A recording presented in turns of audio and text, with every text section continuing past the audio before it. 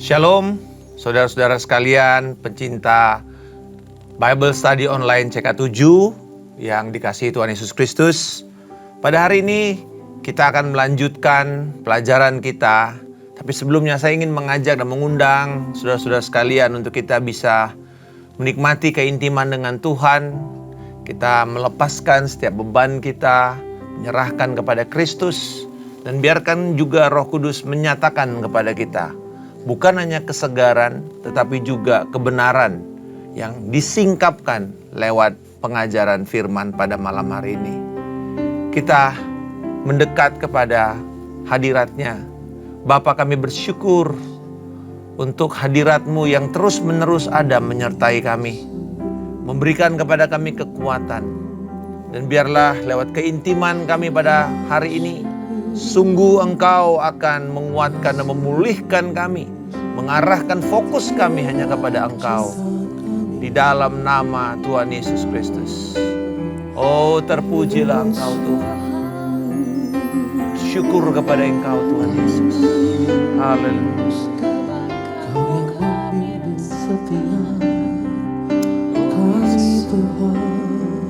Mari Roh Kudus, nyatakan kebenaran firman-Mu kepada setiap kami pada malam hari. Oh, praise you Jesus.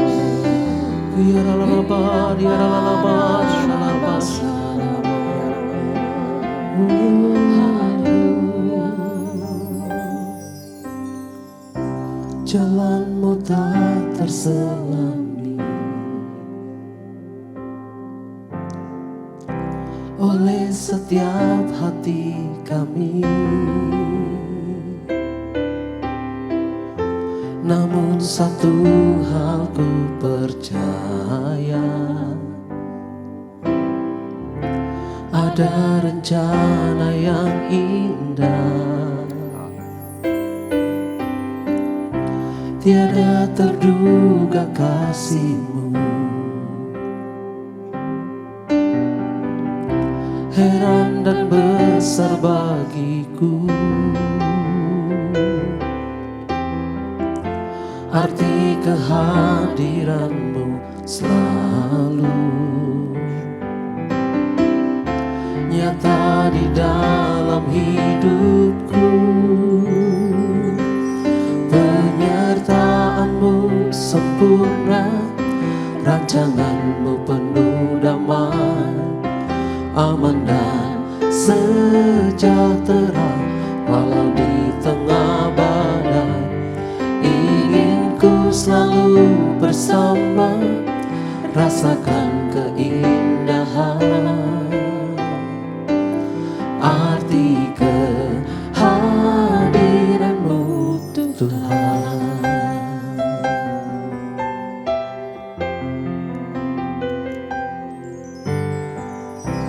Jalan-Mu tak terselami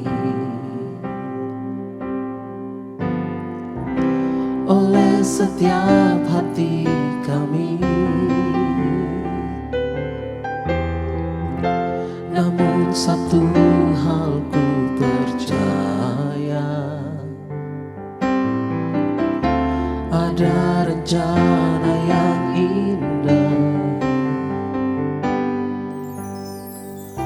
tiada terduga kasih-Mu.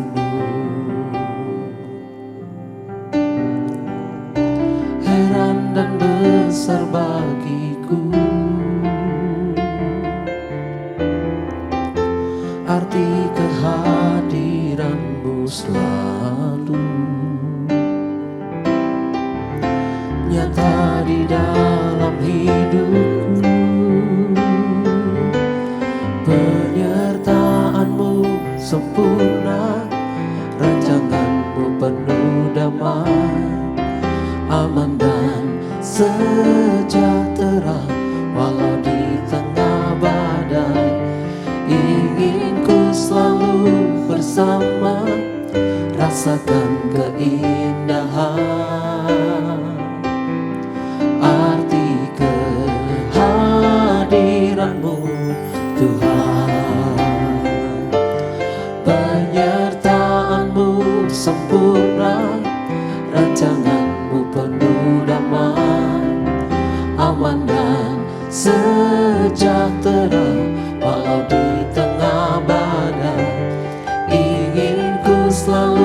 bersama, rasakan keindahan arti kehadiran-Mu Tuhan.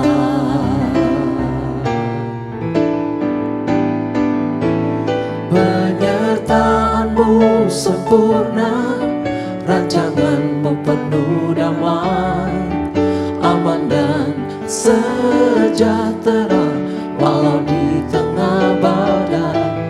Ingin ku selalu bersama, rasakan keindahan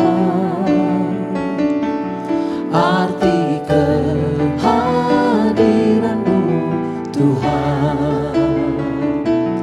Arti kehadiran-Mu Tuhan. Arti kehadiran-Mu Tuhan. Engkau Yesus Tuhan, kami rasakan penyertaan-Mu dalam hidup kami.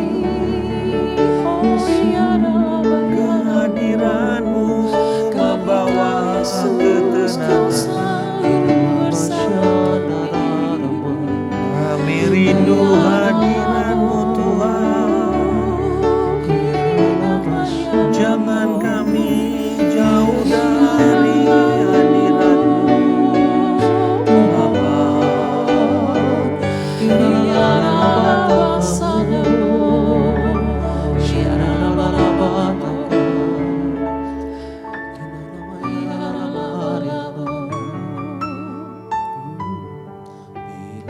Engkau tak besertaku,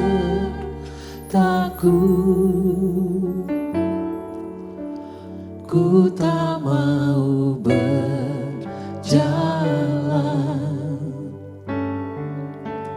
Ku perlu Tuhan, pimpin langkahku dengan kasih karunia-Mu. Pimpin langkahku setiap Masuk waktu, dalam rencana-Mu walaupun begitu banyak tantangan. berjalan dalam Roh-Mu. Nyatakan Tuhan kemuliaan-Mu dan berjalanlah denganku. Bila Engkau tak besertaku, ku tak mau berjalan.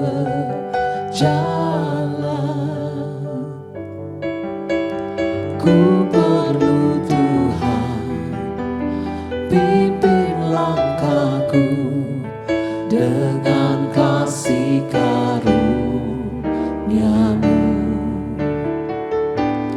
Pimpin langkahku setiap waktu,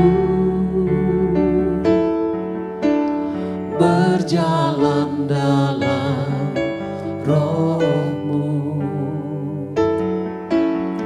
Nyatakan Tuhan kemuliaan-Mu dan berjalanlah denganku. Bila Engkau tak besertaku,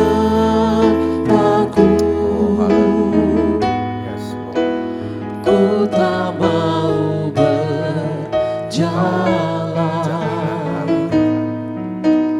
Ku perlu Tuhan, pimpin langkahku dengan kasih karunia-Mu. Pimpin langkahku setiap waktu, berjalan dalam Roh-Mu. Nyatakan Tuhan kemuliaan-Mu dan berjalan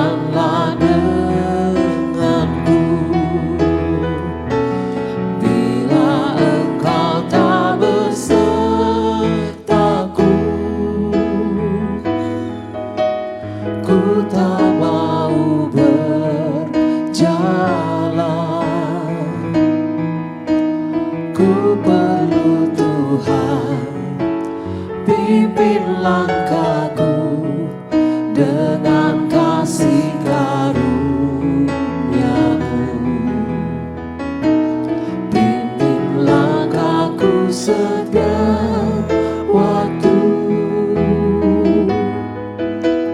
berjalan dalam Roh-Mu.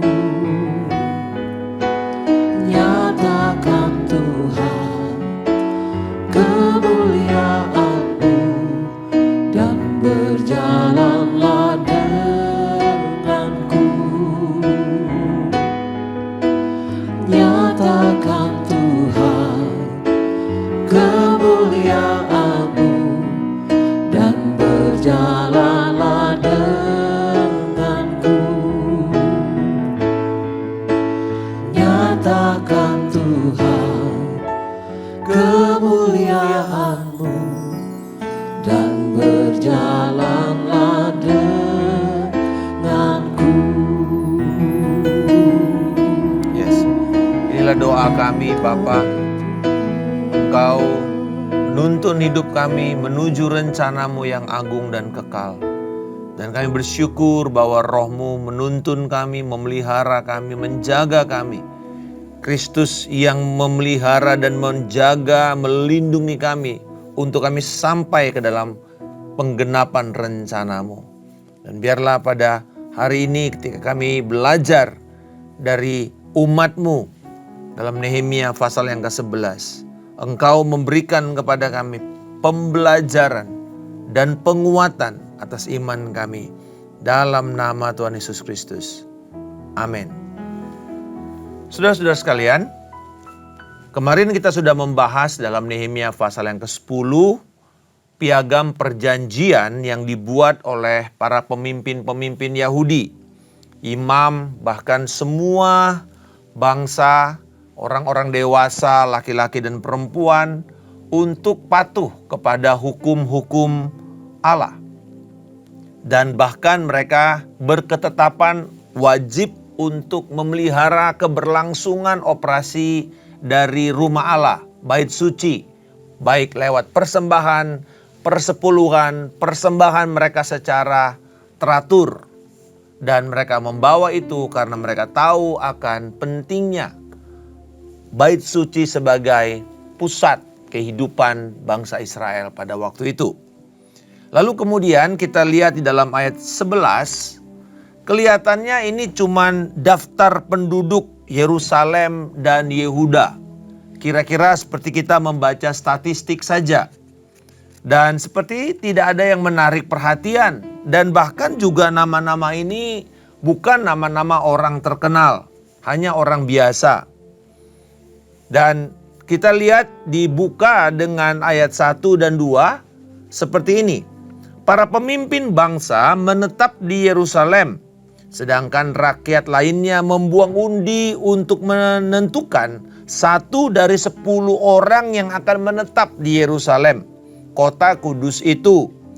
Dan 9 orang sisanya di kota-kota yang lain. Rakyat memuji semua orang yang rela menetap di Yerusalem. Pertanyaannya, kenapa harus membuang undi untuk menentukan siapa yang menetap di Yerusalem? Bukankah kota ini harusnya adalah kota hebat, ibu kota, bahkan dikatakan kota suci? Tetapi justru saat itu orang harus membuang undi. Apakah undian ini menjadikan sebuah keistimewaan, sebuah pencapaian, sebuah prestasi? Saudara-saudara sekalian, ada satu kota di dunia ini sekarang ini yang untuk orang itu terdaftar sebagai penduduk kota itu harus membuat sebuah pencapaian atau diundang oleh pemerintah pusat. Kota itu bernama Pyongyang di Korea Utara, ibu kota Korea Utara. Orang-orang yang tinggal di Pyongyang itu adalah pejabat-pejabat partai, para pemimpin, kader-kader Partai Komunis Korea Utara yang sangat berdedikasi, para serdadu-serdadu, perwira-perwira, orang-orang yang hebat, mahasiswa brilian, pelajar-pelajar, keluarga-keluarga terhormat. Jadi kota itu adalah kota tertutup. Tidak boleh sembarang orang masuk ke sana. Tetapi apakah hal yang sama dengan kota Yerusalem? Ternyata tidak. Alasan mereka membuang undi karena harus ditentukan kota yang kosong ini harus kembali diisi. Jadi repopulasi. Dan tidak ada yang mau pergi ke sana karena kota itu berbahaya. Siapa yang mau tinggal dan menjadi sasaran empuk dari musuh? Ibaratnya orang yang tinggal di Yerusalem itu di belakangnya itu ada sasaran tembak dan atau pesan, Anda bebas membunuh saya. Karena mereka menjadi sasaran empuk dari bangsa-bangsa yang ada di sekeliling Yerusalem.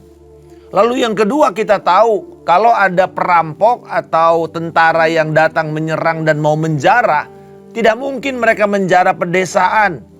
Mereka mesti cari tempat di mana ada uang, di mana ada emas, di mana ada harta berharga, di mana ada orang-orang kaya dan atau terhormat. Nah, pastilah sasaran mereka Yerusalem. Jadi tinggal di Yerusalem pada waktu itu bukanlah sebuah kehormatan, melainkan sebuah resiko yang sangat berbahaya. Yang kedua, kenapa harus dibuang undi? Karena untuk tinggal di Yerusalem itu sebuah pengorbanan besar. Kota Yerusalem kan tidak terlalu besar, sehingga orang-orang di sana tanahnya itu sepertinya terbatas. Tidak mungkin ada orang memiliki tanah pertanian yang begitu luas atau hewan peternakan yang begitu banyak. Tidak mungkin. Karena itu orang yang tinggal di sana akan kehilangan mata pencarian mereka bila mereka sebelumnya memiliki tanah di pedesaan atau peternakan. Dan mereka mungkin tidak bisa membayar orang untuk mengelola tanah mereka di pedesaan. Bukan seperti kita sekarang. Orang yang tinggal di kota, walaupun mereka punya rumah, mereka bisa bayar buruh atau orang lain. Keluarga mereka memelihara tanaman atau pertanian dan kemudian hasil panen nanti bisa dibagi atau dijual dan mereka tetap mendapatkan uang. Tidak bisa. Karena pada waktu itu semua orang mengusahakan tanah milik mereka sendiri. Ingat, mereka baru pulang dari pembuangan. Jadi dengan kondisi seperti ini tidak ada pilihan. Semua orang harus membuang undi dan bila Anda terpilih, maka Anda harus masuk ke dalam kota yang penuh dengan resiko itu. Tetapi di ayat 2 dikatakan, mereka yang rela untuk tinggal di kota itu dipuji, diberikan semangat. Dengan kata lain bahwa seolah-olah kota suci ini harus ada orang yang bersedia mempertaruhkan nyawa mereka. Dan tidak bisa dengan cara terpaksa. Dan mereka dipuji karena mereka telah memutuskan untuk membuat kehendak Allah lebih tinggi daripada kepentingan mereka pribadi. Lebih tinggi daripada sekedar mengamankan ekonomi mereka. Agenda Allah menjadi yang nomor satu daripada yang lain. Mereka memutuskan untuk mengejar kerajaan Allah. Mereka memutuskan untuk memfokuskan bahwa penyembahan di rumah Tuhan ini harus terus-menerus berjalan. Tuhan harus terus-menerus dinyatakan di dalam kota suci itu. Dan mereka tidak lagi memikirkan keselamatan dan sekedar kenyamanan mereka. Luar biasa. Orang-orang ini adalah orang-orang yang bersedia mempertaruhkan nyawa mereka demi kepentingan kerajaan Allah. Lalu ayat 3-24 adalah daftar penduduk yang menetap setelah hasil dari undian itu. Ingat, pemimpin tidak punya pilihan. Mereka harus ada di sana sebagai contoh, sebagai teladan. Tetapi kemudian orang-orang yang di bawah pemimpin ini yang kemudian diundi. Dan dalam ayat 3 dan 4 itu daftar pemimpin kepala provinsi Yehuda. Lalu kemudian ada orang Benyamin dan ada orang Lewi. Nah, di antara nama-nama ini kelihatannya biasa-biasa sampai ada beberapa detail yang cukup menarik. Dan inilah yang menjadi fokus pembelajaran kita. Ayat 6. 468 orang yang gagah perkasa. Orang yang gagah perkasa. Ayat yang ke-8. 928 orang yang gagah berani. Di dalam terjemahan Alkitab Bahasa Indonesia, karena kemungkinan besar ini diterjemahkan dari Septuaginta, yaitu perjanjian lama dalam bahasa Yunani, tidak ada kata gagah berani. Tetapi di dalam terjemahan asli bahasa Ibrani, di Masoretik ada dikatakan men of valor atau orang-orang yang gagah berani. Ayat 14, pejuang yang gagah perkasa, 128 orang. Ini menarik. Catatan ini memperlihatkan bahwa orang-orang yang dalam ayat 6, 8, dan 14 ini adalah orang-orang yang bersedia mempertaruhkan nyawa mereka. Mereka ini orang-orang yang sudah teruji di dalam medan peperangan. Orang-orang yang tidak takut bahaya. Dan mereka tahu bahwa nyawa mereka ini untuk kepentingan kerajaan Allah. Demi nama Tuhan, mereka bersedia berkorban. Inilah sebuah tindakan gagah perkasa. Jadi bukan cuma sekedar karena otot atau karena kemampuan berperang, tetapi sebenarnya keberanian mengikut Tuhan sekalipun ada resiko. Nah, biasanya gambaran ini kita lihat di dalam para misionaris, utusan Injil, para penginjil, para pemberita firman, para perintis-perintis gereja yang bersedia pergi ke tempat-tempat yang tidak ramah terhadap Injil. Tetapi demi memenangkan satu jiwa berharga, untuk menambah satu jiwa ke dalam kerajaan Allah, mereka bersedia mempertaruhkan nyawa mereka. Mereka hidup di dalam keberanian. Ada sebuah ungkapan yang mengatakan, kehidupan yang kita jalani yang tidak layak dipertaruhkan dengan nyawa adalah kehidupan yang tidak layak dijalanin sama sekali. Artinya, hidup yang tidak beresiko sampai mempertaruhkan nyawa bukanlah kehidupan yang layak untuk dijalani. Hidup yang hebat itu ternyata adalah hidup yang penuh dengan resiko. Lalu kemudian di ayat yang ke-17 dikatakan, lalu Matanya bin Mika bin Zabdi bin Asaf, pemimpin yang mengangkat nyanyian syukur dalam doa, dan Babukia, orang kedua di antara saudara-saudara, serta Abda bin Samua bin Galal bin Yedutun. Kalau kita melihat Asaf dan Yedutun, ini nama yang sering kita dengar di dalam kitab Mazmur. Dan mereka terkenal karena nyanyian syukur, nyanyian pengajaran, dan dalam doa. Dan kita bisa melihat Asaf, ini ada keturunannya dari Matanya bin Mika bin Zabdi. Berarti sudah 4 keturunan di bawah Asaf. Berarti catatan keluarga mereka adalah mereka ini adalah keluarga yang mengangkat nyanyian syukur dalam doa. Coba bayangkan bila nama keluarga saudara itu, fam saudara, misalnya saya Markus Simanjuntak, keluarga Pak Markus Simanjuntak ini dikenal sebagai keluarga hamba Tuhan. Dari atas sampai ke bawah. Saya adalah keluarga guru, pengajar. Kakek saya, bapak saya pengajar semua, sekeluarga pengajar semua. Nah, ini contoh bahwa ada satu legitimasi bahwa panggilan itu dijaga terus dari turun-temurun. Mungkin ada keluarga dokter dari opa, oma, sampai bapaknya, anaknya dokter semua. Dan ini panggilan khusus. Nah, saudara-saudara, menarik di sini bahwa sejak Asaf keluar dari orang Israel keluar dari pembuangan Mesir, mereka ini hidup difokuskan sebagai umat pilihan Allah, adalah umat yang menyembah Tuhan, umat yang seumur hidup mereka setia kepada Allah dan menaikkan nyanyian syukur dalam doa, dalam kemurnian untuk menjadi umat Tuhan yang menjadi umat penyembah, yang menyembah dalam roh dan kebenaran. Jadi kita tahu bahwa Israel dipilih oleh Allah untuk menjadi umat perjanjian karena mereka akan menunjukkan sebuah gaya hidup yang kudus, menjadi penyembah yang benar dan penyembah yang kudus.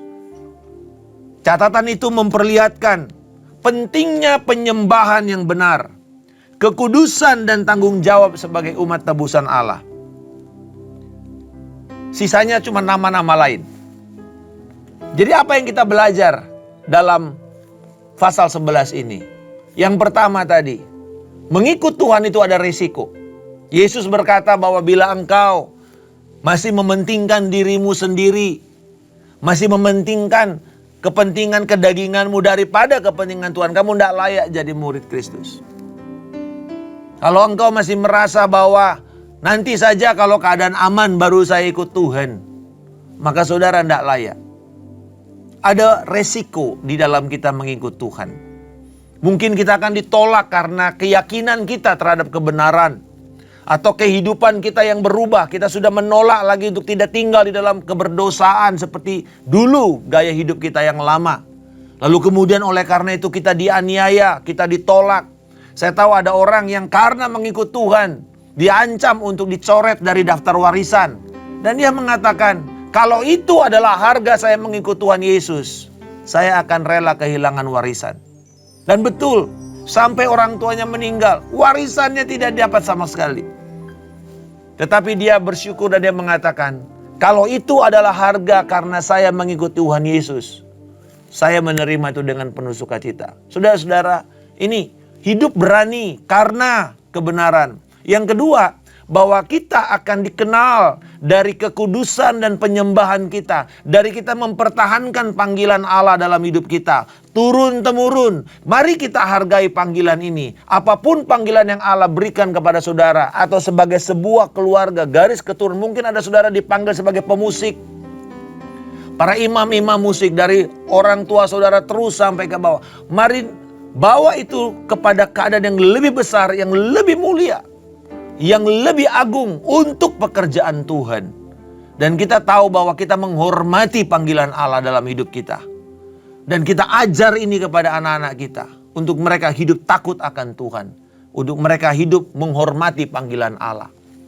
Dan sebagai aplikasinya kepada kita, pertanyaannya adalah ini. Kalau mereka di sini dicatat di dalam catatan, dan ini adalah catatan arsip sampai sekarang.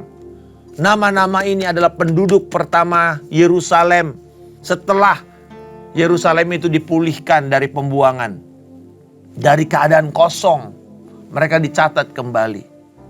Itu sama dengan pada tahun 48 ketika orang Israel dari pembuangan mereka dari tempat-tempat yang terserak-serak berani masuk lagi ke dalam tanah Transyordan.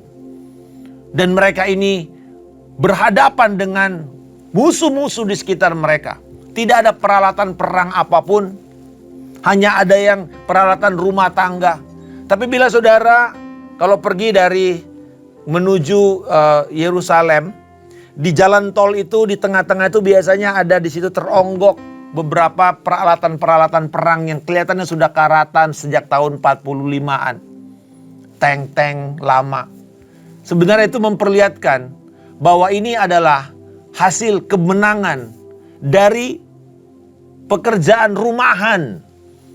Tidak ada dukungan alat-alat tempur, tetapi mereka bisa mengalahkan orang-orang yang selama ini menekan Israel. Kita belajar di sini bahwa hidup di sana tidak mudah, penuh dengan tantangan. Tetapi nama-nama mereka tercatat. Sekarang pertanyaannya kepada kita semua. Ada satu kitab di mana nama itu, nama kita harus tercatat di sana untuk kita mendapatkan hidup yang kekal, yaitu kitab Anak Domba, The Book of the Lamb. Kalau nama kita tidak tercatat di sana, kehidupan kita yang kita jalani senikmat apapun saat ini hanya akan berakhir dengan kebinasaan dan kesengsaraan. Dan untuk kita tercatat di dalam kitab kehidupan Anak Domba, kita harus menerima Yesus Kristus, membuat Yesus Kristus sebagai Tuhan dan Juru Selamat. Tidak ada nama lain di bawah kolong langit ini yang menjadi nama keselamatan kecuali dalam nama Tuhan Yesus Kristus. Apakah saudara mau dan mengambil resiko itu? Dengan kita percaya kepada Kristus, kita meninggalkan ajaran nenek moyang, ajaran leluhur kita, tradisi-tradisi yang tidak sesuai dengan firman Allah. Dan kita memutuskan untuk mentaati Tuhan sekalipun mungkin ada resiko ditinggalkan, dianiaya atau bahkan mati sekalipun. Tetapi demi nama kita tercatat, kita mengambil resiko itu. Tetapi yang kedua juga, apakah kita telah memberikan diri kita untuk dicatatkan di dalam gereja Tuhan? Kita memberi diri untuk dibaptis. Kita memberi diri untuk melayani di dalam rumah Tuhan. Terlibat sebagai anggota jemaat yang aktif. Anggota jemaat yang dengan karunia-karunia yang ada. Melayani, melengkapi, membuat tubuh di dalam jemaat lokal menjadi komplit, utuh dan bergerak secara efektif untuk kemuliaan Tuhan. Saudara-saudara sekalian, sangat mudah pada masa-masa ini kita hanya menjadi penikmat, penonton, tapi bukan menjadi pemain. Penonton lebih gampang mengkritik, lebih gampang nyinyir, lebih gampang melihat kesalahan dari orang yang main. Karena mereka seperti merasa lebih hebat daripada yang ada di lapangan. Tetapi bila kita ada di lapangan, bermain, bersusah payah, berjerih lelah, apapun hasilnya, kita bersyukur kita telah melakukan itu dengan segigih-gigihnya. Seringkali saya melihat orang-orang Kristen yang tidak melakukan apa-apa di gereja Tuhan. Mereka protes kiri kanan karena mereka merasa saya layak memprotes. Saya sudah bawa persembahan. Tapi dengar, tidak akan ada gunanya bila saudara tidak memberi diri untuk bersama-sama menopang, mengambil resiko untuk melihat gereja Tuhan itu menjadi kuat. Dan saya belajar dari pasal 11 ini. Tidak ada orang-orang hebat. Tidak ada orang-orang yang terkenal. Mungkin orang tuanya terkenal. Tetapi kalau kita lihat orang-orang biasa. Kenapa? Karena gereja Tuhan dibangun oleh orang-orang yang biasa di mata dunia. Rasul Paulus mengatakan banyak di antara kita adalah orang-orang yang dianggap bodoh oleh dunia. Yang ditolak. Yang dianggap tidak berguna oleh dunia. Tidak dianggap oleh dunia. Tetapi Kristus mempermuliakan kita. Jadi hari ini, apakah kita sudah memberi diri kita terdaftar di dalam kitab anak domba? Apakah kita mengambil keputusan untuk kita berjerih lelah untuk melayani pekerjaan Tuhan? Ambil tanggung jawab baik di KUL, di gereja, ibadah hari Minggu, ibadah kelompok WOI mungkin atau youth, ibadah kaum pria, apapun kesempatan yang diberikan, bahkan yang mungkin gak kelihatan, tapi kita bertanggung jawab untuk mengambil resiko itu.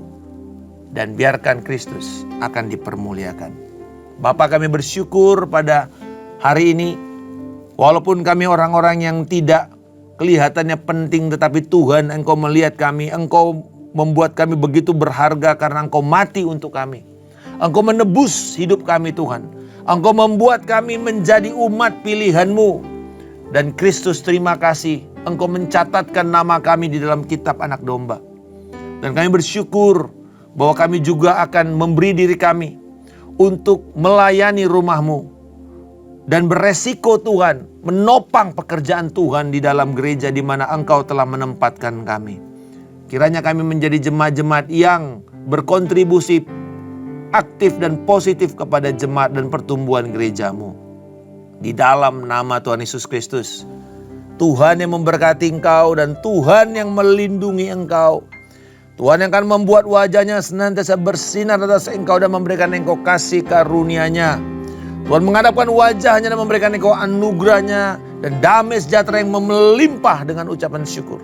Kasih karunia dari Allah Bapa, cinta kasih dari Tuhan kita Yesus Kristus, persekutuan yang indah, erat dan manis dengan Roh Kudus yang menyertai kau dari hari ini sampai Tuhan Yesus Kristus datang menjemput kita di awan kemuliaan, membawa kita masuk di dalam pernikahan anak domba, memerintah di dalam kerajaan damai-Nya hingga sampai kekal selama-lamanya.